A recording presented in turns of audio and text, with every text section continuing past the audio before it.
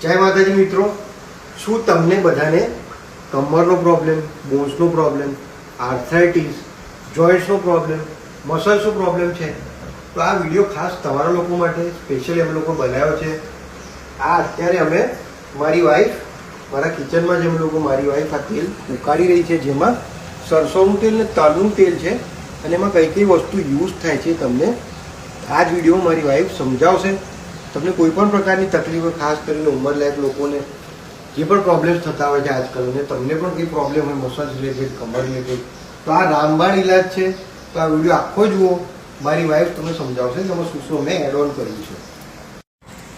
આમાં અમે જમ્મુથી મંગાવેલું 1 કળીનું લસણ, કપૂર, લવિંગ, આખા મરી અને અજમાનો યુઝ કર્યો છે અને એને બરાબર ઉકાળ્યું છે. તમે જુઓ છો કે આ જુઓ, આખું બધી વસ્તુને પ્રોપર એક રસ થઈ જાય. સરસવનું તેલ 1 લીટર લેવાનું છે અને એના પ્રમાણમાં આપણે 500 ml તલનું તેલ લેવાનું છે. એની અંદર આ બધી વસ્તુને એડ કરી અને એને પ્રોપર બરાબર ઉકળવા દેવાનું છે. અત્યારે અમારા ઘરમાં આખા ઘરમાં આની સુગંધ આવી રહી છે. એ બરાબર ઉકળી જાય ત્યારે એને ઠરવા દેવાનું છે. ઓવરનાઇટ એને બધું મિક્સ થઈ જવા દેવાનું છે અને નેક્સ્ટ ડે મોર્નિંગમાં એને ગાળી અને પછી તમારે બોટલમાં ભરી દેવાનું છે. તમે એને સ્ટોર કરી શકો છો. 1 વર્ષ સુધી આ તેલને કંઈ જ થતું નથી.